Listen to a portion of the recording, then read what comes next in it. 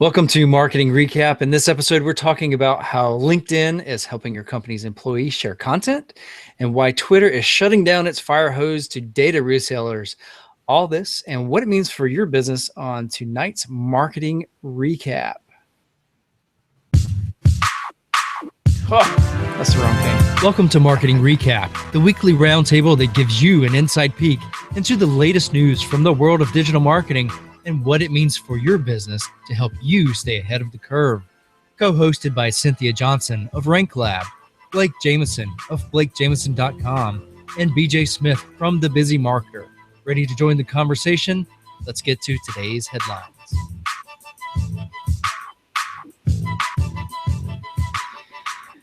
Welcome to Marketing Recap. And as soon as I try something different, it obviously doesn't work. You guys hang out 1 second for me. I'm going to tweet Mr. Blake a link and send that out to him.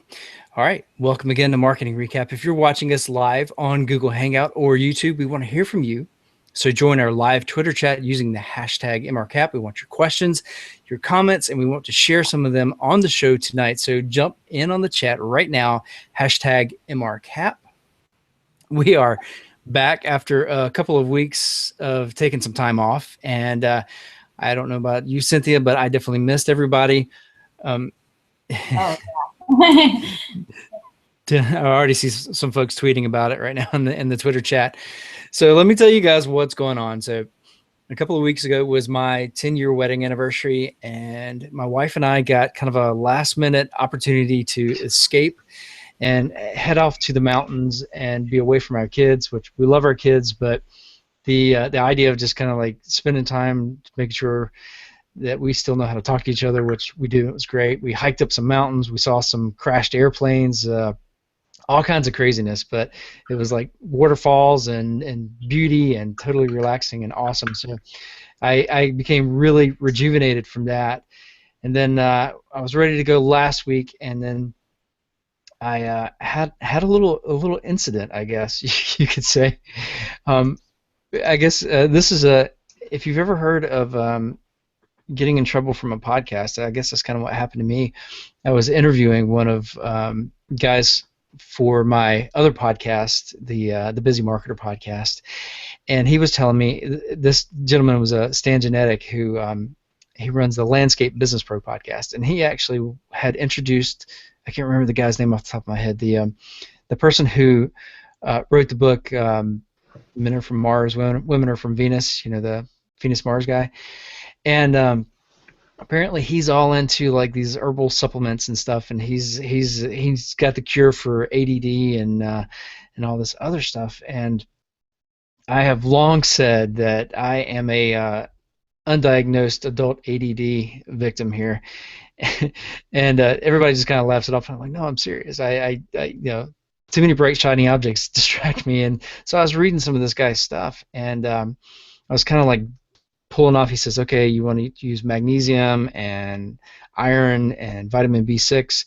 So I was playing around with some of this stuff, and I guess I took a little bit too much of the magnesium. So what happened was it like dropped my blood pressure pretty significantly, and this happened like a couple hours before the show was supposed to start just last week, and I was like tired and dizzy and just not feeling good. So that's the reason I kind of bailed out last week, and I apologize for that, but I'm off of the magnesium, and I will go back on it at a lower dose and kind of ramp it up and make sure that I'm not going to do that to myself again. So since we've got both of our roundtablers tonight, let me go ahead and introduce who's with us. We got Cynthia Johnson, the social media girl who is the Director of Marketing and Social Media at Rank Lab, and the editorial director for socialmediaclub.org. So please welcome Cynthia. What's going on, Cynthia? Hi. Well, actually, I'm trying to figure out, Twitter changed up the whole search display. So when I search for MRcap, it's like very. Are you seeing something different? I'm using TweetDeck. I'm seeing the same. The same as the old one, or is it new? I'm seeing the same as the old. Okay, I'm seeing like a brand new layout. It's like I I had a different layout on the login page, Yeah. but I think that was on a different computer. I did see that in the news this morning. A piece of marketing news is that Twitter has redesigned their desktop website. So I mean, it's okay. I don't know. I have to get familiar with it. But other than that, things are going really well.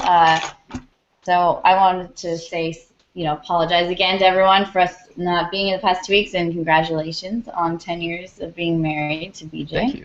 Thank you. I wish I had such reasons for not being here. I've just been really busy, so nothing else to celebrate, and I'm not sick, so I guess that's what I'll celebrate. That's all I've got on my end right now. Well, excuse me. I didn't hit the mute button fast enough. Let's welcome Blake Jamieson, man. What's going on, Mr. Facebook ads expert from Pool Supply World and Arch Digital Agency? And I want to know how your Twitter experiment went too. So what's going on, dude? Hello. Everything's good. I'm actually in LA. Different change of scenery. Always different, which is cool. So I'm pretty excited because I'm gonna go surfing this weekend and hanging out with Lucy and whatnot.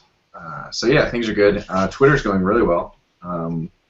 The Twitter workshop that I did is all the students are crushing it, and I'm working on making it into like an evergreen course. Hoping to get Cynthia on there teaching one of the lessons.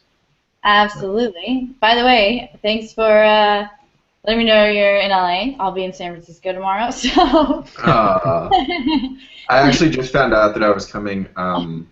I got into town late last night, and I didn't find out until like the day before that. It's kind of a last minute thing. Okay, guys. Well, since you guys are talking about getting together, I'm trying to budget for, a couple different shows this year. Do you guys have anything coming up that isn't like all in California? I'm doing the Content Marketing Summit in Las Vegas in May. I could probably talk my wife into going to Vegas. That's like her favorite place in the world. Yeah, and I grew up there, so I can call my dad and see if I can get you some show tickets, maybe for your anniversaries. Nice. I didn't know that, Cynthia. Yeah, I went to high school in Vegas. My dad is the one of the entertainment directors over at Caesar's Palace. So. What I really need is a place to stay at Caesar's. Yeah, that is actually really hard. But I can try. Maybe I'll tweet at something. I don't know. See. Yeah, very cool, very cool. I'm actually thinking about going to the Internet Retailer show that happens in Chicago in June. That's kind of like the big show for e-commerce. I know it's like terribly crowded, which isn't typically my scene, but I'm thinking about going to that one. If any of you guys who were on the MRcap chat are interested in going to a show and meeting up, just give us a shout. Let us know where you'll be. And I'd like to hang out and get some FaceTime with some folks, other than across the digital medium here. Yeah, and if you are in Los Angeles, this coming Tuesday, the 21st, at my office over at Ring Club, we're hosting a how to get a job in social media for Social Media Club LA. We have a great panel, and so please come by. Tweet me for the address. Whoop whoop. Very cool. All right. It looks like Tim had to bail out on us. Glad that he got to come in for at least a minute. He's going to miss our big announcement, but I think he already knows about it. Before we get into that, I will tell you that, introduce myself real quick. For those of you who don't know me, I'm BJ Smith. I'm an e-commerce marketing coach at The Busy Marketer, host of the Busy Marketer podcast, and you can find that show on iTunes, Stitcher, SoundCloud, and a few other places too. I would love it if you come check it out. It's an interview show with real-world marketers. I also want to ask you guys who are listening on the podcast, because we love you so much that we want you to leave a rating and review for us on iTunes and Stitcher. And do me a favor, tweet out the link, share it out on Facebook, let people know about the show. We could use as many listeners as possible, and we want to get everybody involved because we have an announcement and that I'm going to make right now before we jump into our first story. We love the interaction that we get so much from the MRcap chat that while the show's going on, and we really kind of want to bring in a little bit more of that into the show. So we're opening up 2 guest spots for each show. We really enjoyed ourselves during one of the earlier episodes when we have Jeff Sheehan on as a guest. And I don't know, it just made that interaction so much more fun. I mean, I love talking to Blake and Cynthia, and I love talking to you guys on the chat, but having somebody else in there, somebody who's different every week, is really kind of exciting to me. So we're in the process of sending out a couple of personal invitations to some of our friends that are in the marketing industry, but we want to have some of you guys join us as well. You know, we're all a big family, and it makes perfect sense to invite you to join us at the table. So if you'd like to have your voice heard, your face seen, go to marketingrecap.com/guest, or you can just go to the Marketing Recap website and look for the Be a Guest link that's in the main navigation. There's a short form on there so we can learn a little bit more about you and your areas of expertise and kind of match you up to the stories that we're running, because I guess we wouldn't want to have a LinkedIn expert when our top stories are about Instagram or something like that. So I just put that page up today, and we already actually have some people who filled out the form and requested to be guests. So go drop us a line, marketingrecap.com/guest. Can't wait to have some of you guys on the show. All right, you guys about ready to dive in and talk some stories? Oh, yeah. Let's do it. Well, let's talk a little bit about Twitter. What's going on with those guys? So one of Twitter's revenue streams, for those of you who haven't heard the story yet, is it comes from selling tweet data, the so-called firehose that allows companies to see what people are saying about them, what they're talking about in their industry, and pretty much helps them find out anything that they want to find out, to help them improve their products, their services, and better market to their customers. And they've done this by allowing companies like DataSift to parse that data into a usable format that can be resold to these companies like yours and mine that want to pay for that kind of information to help them better market their companies. And I think, let's see, it was about last year that Twitter acquired a company called Nip to bring some of these services in-house. So Cynthia, I'd love to get your thought about what they're doing and what's getting ready to happen to the folks like DataSift. I was muted. Sorry. Yes. So basically, what's about to happen is they're revoking their access, so Twitter can cash in on on their own. Really, basically, is what's happening. So. So people like DataSift will no longer have access to Twitter's firehose, which is information from the tweets, which is very, very helpful in Twitter advertising.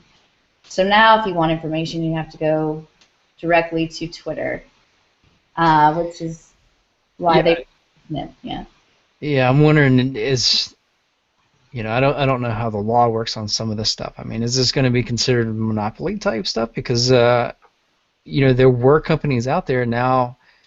They're not going out of business because they still have access. Like DataSift works with Facebook, and they have for a while, and I'm sure other companies. But some of these companies may actually be going out of business because that was what they did, and now Twitter's like, this is ours, and we see you guys making money off of it. Now we want that money.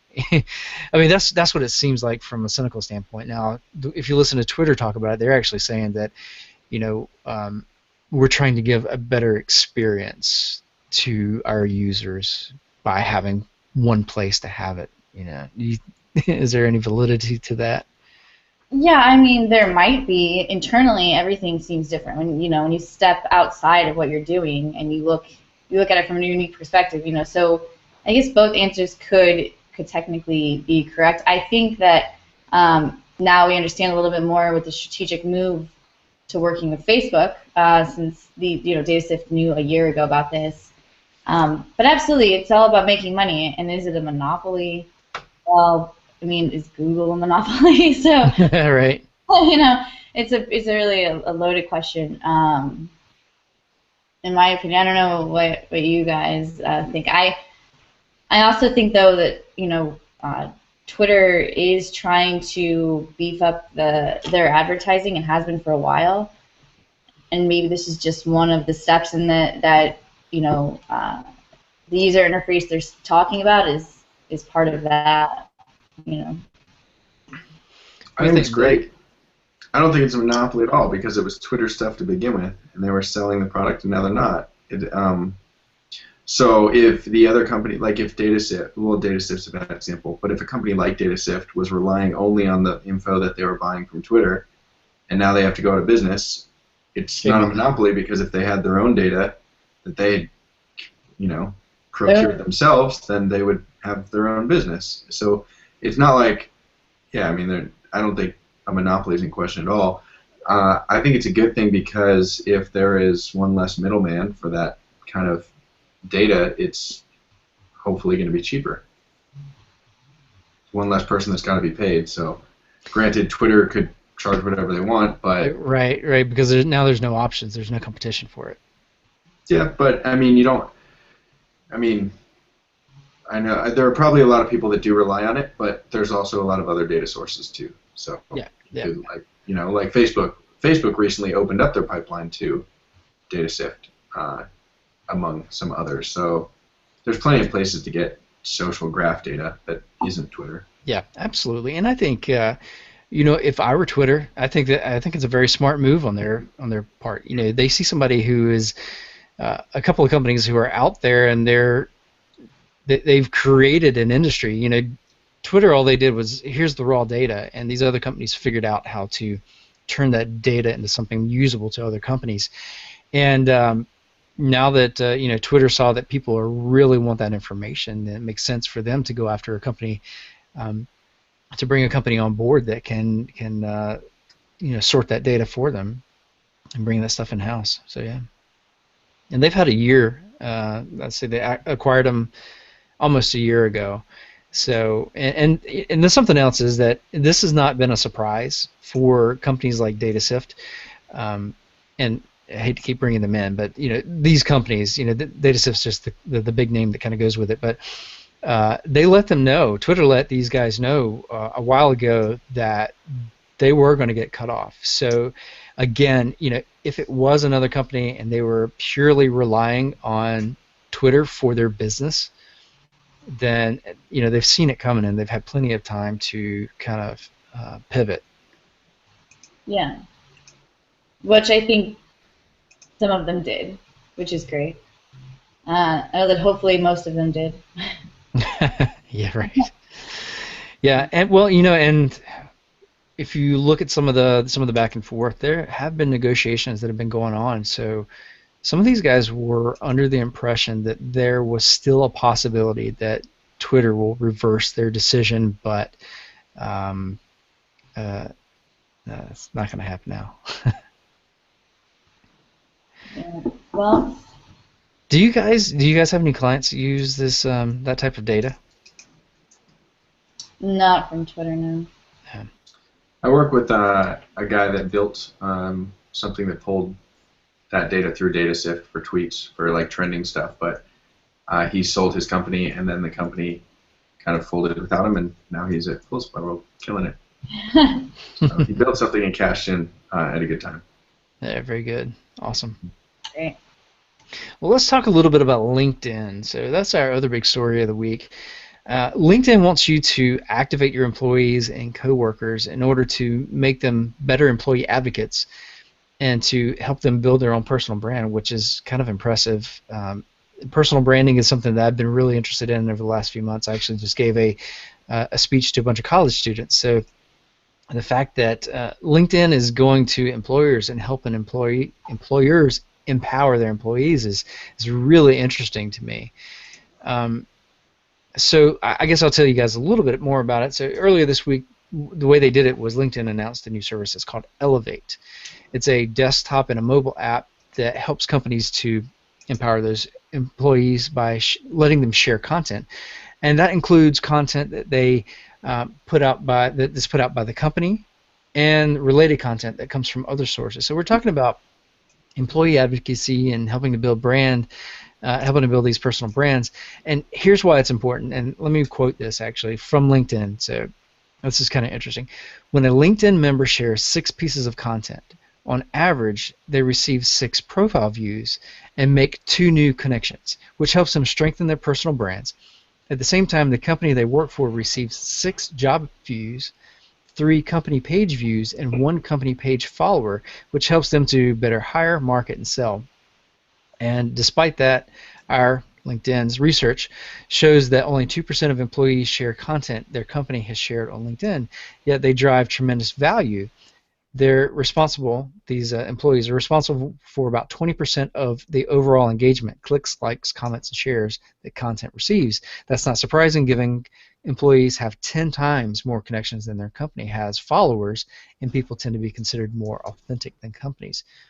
So you can see how, with that kind of interaction, how a company can benefit by I don't want to say controlling, but encouraging their employees to share more information. And with this Elevate system, and I think, Cynthia, you've looked into it a little bit, but this Elevate system actually allows the employer pays for the system and controls some of the information, some of the content that is curated and given to employees. So you can choose an employee, say, I recommend you send out these links in your LinkedIn, and it's also connected to Facebook, so it'll publish through Facebook as well. And Twitter, I think Twitter, not Facebook. Yeah. Huh? It says Twitter, not Facebook. Oh, it's the other way around. Yes, yeah. Twitter. Okay. I'm sorry. I got it backwards. Yep. So you can share it on Twitter, and they're trying to get on Facebook, which. Blake, you're the Facebook guy, and Facebook doesn't usually like it when you use a third party to publish. Yeah, they tend to not favor that content very much. So, what do you guys think? Do you think this is a good idea? Oh yeah, I think it's a little late. I mean, it's fine, it's here, but it's one of the biggest issues that I faced with an agency with LinkedIn profiles for clients. It's the staff getting involved. It's always difficult. My favorite part of this is that it'll also allow for companies to see which employees are driving the traffic, and if that converts. So you're actually being, like, employees will get recognized for sharing. It's not just, oh, please, now we're going to beat you over the head with you have to share this stuff, but you'll actually, yeah. Well, the employer sees stats, which is great. Right. And you should be rewarded if you're using your name to back content like that. So yeah. There. So, yeah. Okay. Sorry. I think I froze for a second. Yeah. So I think it's interesting because I saw somebody described it as kind of like a combination of a Hootsuite and a buffer, where it actually gives you recommendations. It's saying it has an automated system for one that will recommend articles that you can share, and it also has a human element, so people can actually pick different articles for the employees to share. And it's a great way to start building, like I said, your own brand. But if you've got a company that has 500 employees and none of them are sharing the content or related content to your business, and they're all on LinkedIn, and all of a sudden they start doing this several times a week, times 500, or, I mean, you're not going to get 100% participation. You might get, 10%. I don't know. It depends on. But you'll know that 10% that participated. Yeah. Yeah. Yeah, I think the data part about it is cool, and for a very short period of time, it will probably be very effective. But given the data, they have the stats. I'm gonna read back at that. Okay, so people who who share 6 pieces of content get visited 6 more times. To me, like, that's not really that, like, to get viewed 6 times. I don't know. I mean, I know multiplied by a bunch of customers, sure, that's fine. But part of that is because this is all based on the fact that nobody is sharing the content. It's already saying we're trying to solve this problem because nobody shares content. So if they're trying to solve that problem and then they make it really easy so that everyone can share content based on these curated things, my fear is that people are going to share only after reading headlines. They're not going to actually read the articles. Yeah. And there's, you have the quality control of the human curation or whatever, and then other suggested articles. But it's like just, I think it's just going to be, it's going to make LinkedIn like trying to browse just your regular Twitter feed for actual valuable content. It's just a bunch of bull. Like it's crap. People are promoting their own stuff, or they're promoting things that they've never even read, and it just devalues the whole Twitter feed. Is entirely useless right now. And if LinkedIn becomes like that, then it's not going to be like, you're not going to, for everything you share, you're not going to get on average one more view to your profile, and then somebody's going to click through to your company. It's going to be people don't care anymore about LinkedIn content because it's super saturated. And yeah, so that's my fear. Is like the stats aren't staggering enough for me to be like, ooh, that's really impressive. I can't wait to go and do this. It's just, I just think it's going to be a very short-lived thing. I think just knowing the character of people, the human nature, is that it's very hard to keep up a good content strategy. There are going to be a few employees who get in there and they're going to start curating and they'll stick with it. But I think you're right. A lot of the folks will get in there and they're just going to fall off. They're going to stop doing it unless they're getting pressure from within their company. It elevates its own other app. I mean, everyone. How many screens do you have on your phone? Like how many in your iPhone, you got to scroll side just to get to like your new app. I have 4 LinkedIn apps on my phone already. Yeah, like I don't see myself using it at all. Yeah, and I don't think anyone else. I mean, there's no way that employees are going to be like, oh yeah, I'm going to give my company an app square on my home screen of my iPhone, and then I'm going to do all this stuff on my own time because hopefully I'll get like recognized. Even if they see the data, it still then takes the company to actually look at the data and make useful like conclusions from it, and then actually go and then reward somebody and say, oh, you did a great job. Here's a plaque or whatever. Like it's just there's no, I don't know. Well, there was one time that I worked with a client that had they had 25 facilities, and all the facilities were under one company, and they had a big problem with LinkedIn. And I started with a basic slide of how do you upload your contacts on LinkedIn, and I sat on a conference call with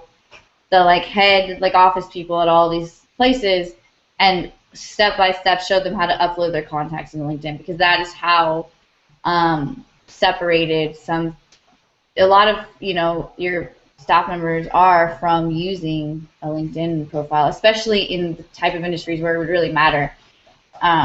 And so I agree that with you, like the content went out the window and they allowed for everyone to write content, because now it's just like you get bombarded with 5 ways to do this and 10 things that people never say or whatever, Mm-hmm. So yeah, but I see why they're doing it. Well, and the point that Blake brings up is the exact reason why I stopped using LinkedIn groups, because everybody's just going in there and they're link dumping, and it just feels like spam after a while. I mean, it's one of the reasons I don't really. I mean, I'm flat out tell you, I don't like LinkedIn. I don't put much faith in it. I mean, I understand it has its purposes, but for me, I've got so many other social media platforms that work well for me that I don't put a lot of time in it because it just annoys me. There is actually a rule of thumb, which is way more interesting than you share 6 things and get 6 views or whatever, is that on average 10% of the profiles that you view will connect with you. So if you're trying to connect with, let's say, editors or CEOs or whatever it is, if you look at 100 of their profiles in one day, on average, 8 to 10 of them will add you on LinkedIn. So that's interesting. The other way to get people to follow your company is get 3 to 5 people from your company to all view someone's profile, and it'll say 5 people from Pool Supply World viewed you on LinkedIn, and then they'll follow. We've done that before. It's very effective. Yeah. I always think that they're scouting me when I see something like that.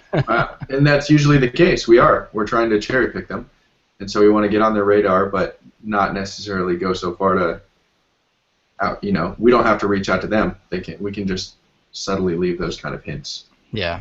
I will say though, the LinkedIn messaging is way better than Twitter, because when I get a message on LinkedIn, 9 times out of 10 it's of some sort of value, or could be, or it's a real person with a real question. Yeah. So, I get a lot of spam on I give LinkedIn. props there. I do. I mean, it's better than Twitter, 100%. Yeah. Just because people can't message me if we're not connecting is it like a mutual thing. So if it was, I don't know. I think that I don't know. I still get a lot of spam on LinkedIn too.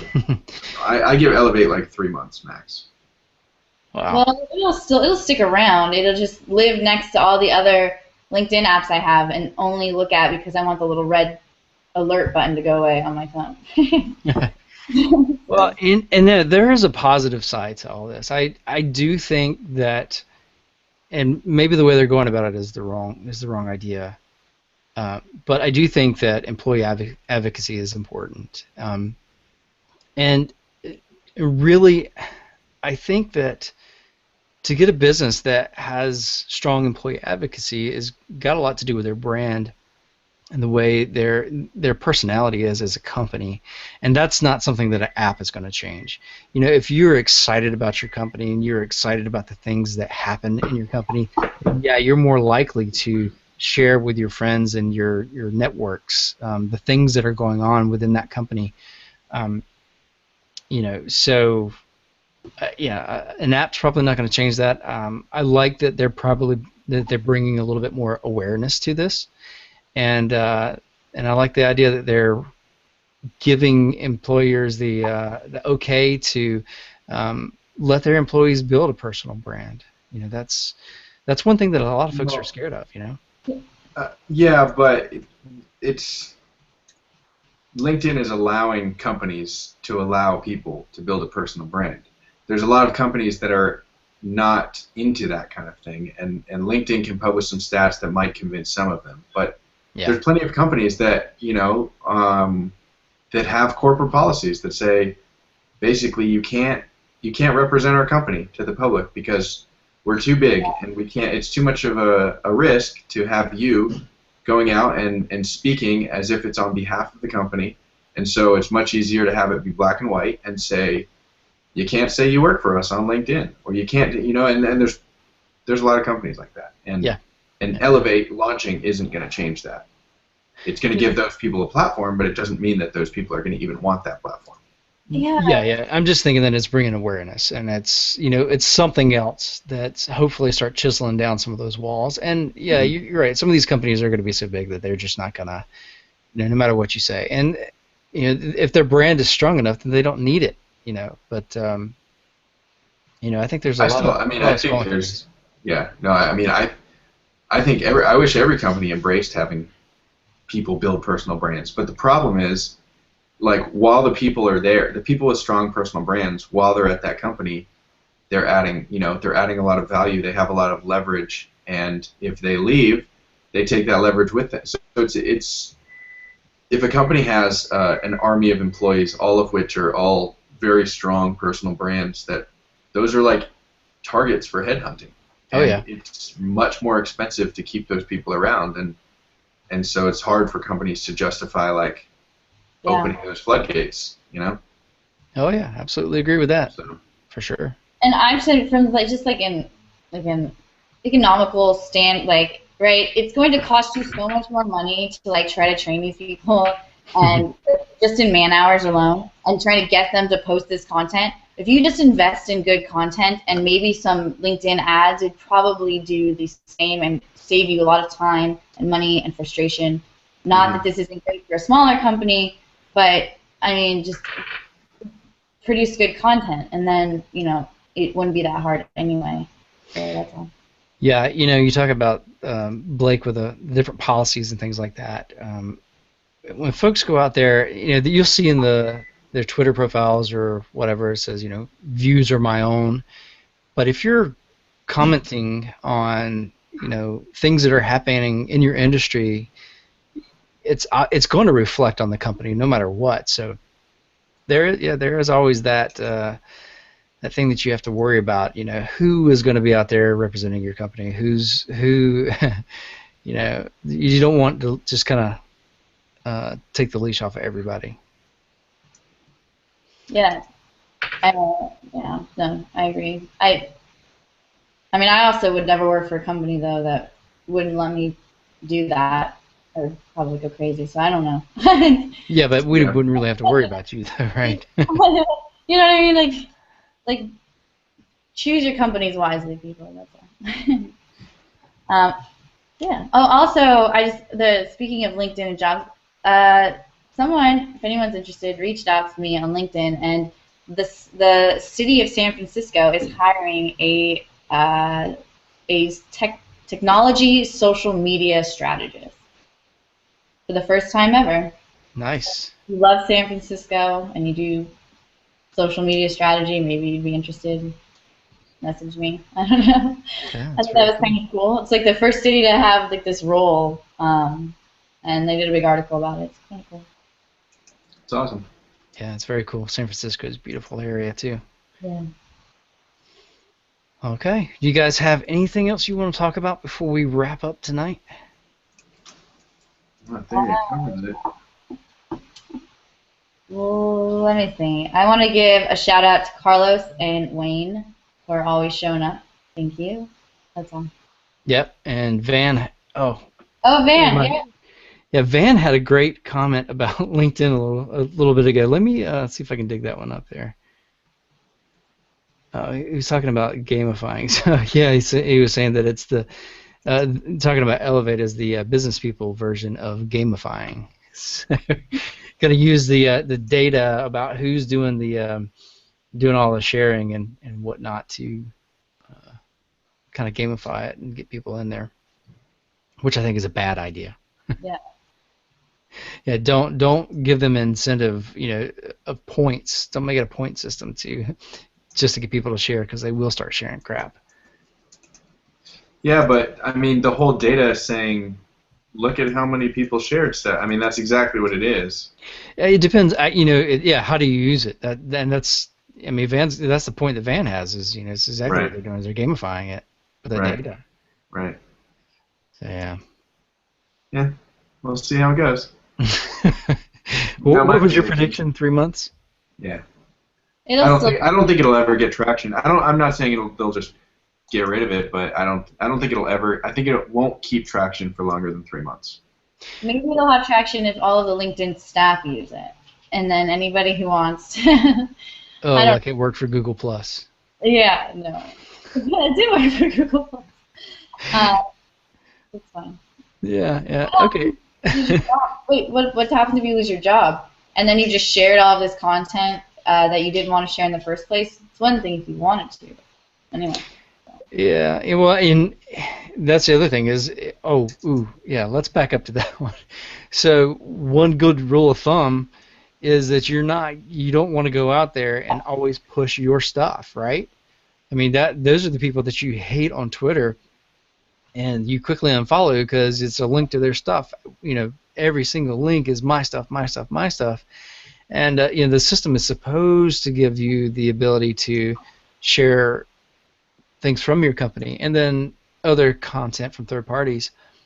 And how many of those companies just aren't going to get it? And they're just going to say, hey, we got this app, we're paying for it, we're going to push out our stuff, and you guys all push out our stuff. How annoying is that going to be? So annoying. The only content I really engage with on LinkedIn is when people post hilarious memes, because it's the only place you don't see them. So when you do, they're really funny. I mean,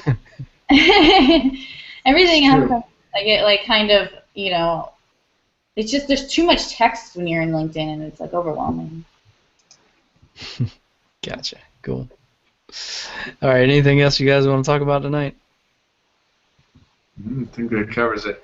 Seeing none, we're going to wrap it up. So first, I want to go ahead and let everybody know to be sure to check out the podcast. You can find us on iTunes and Stitcher. if you are watching us live. And if you're not watching us live, you can come and hang out with us next week. It'll be Thursday at 7 p.m. Pacific, 10 o'clock Eastern, and chat with us on the hashtag Twitter chat. Hashtag Twitter chat. The Twitter chat, hashtag MRcap. And that's what I get for doing two things at once.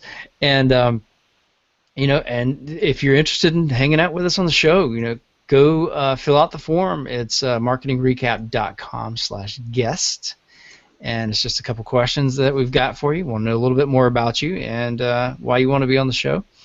And we'll see you guys next week, everybody. Let me say, I'll go around the room since I started with Cynthia tonight. Let's start with Blake. Anything you want to talk about? Tell everybody about what's going on and tell them how they can connect with you, all that good stuff. To connect with me, you can add me on LinkedIn. No, I'd say don't do that. I don't really pay attention to LinkedIn very much.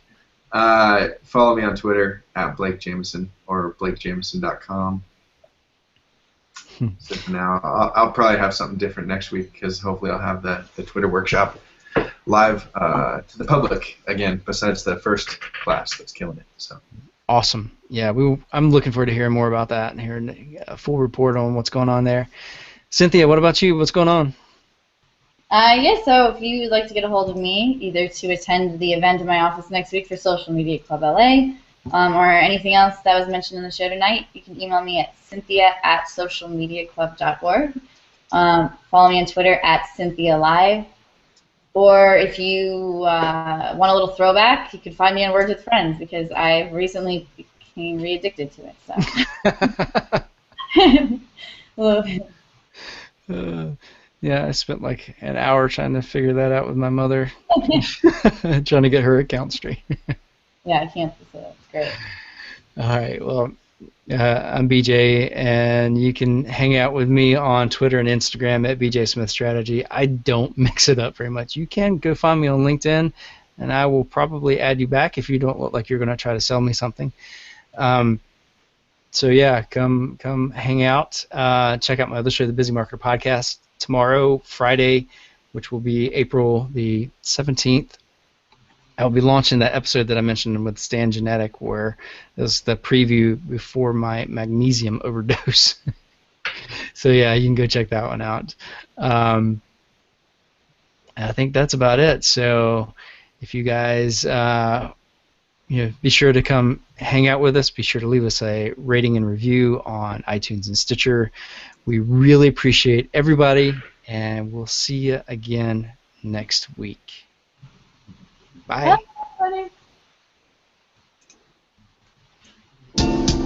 Thanks for joining Marketing Recap, the show that gives you a peek inside the world of digital marketing. Remember to join us next Thursday for the live show at 10 p.m. Eastern, 7 p.m. Pacific on Google+, or Twitter using hashtag MRcap. And please tell your friends about the show, subscribe via iTunes or Stitcher, and view all episodes and news stories at marketingrecap.com. See you next week.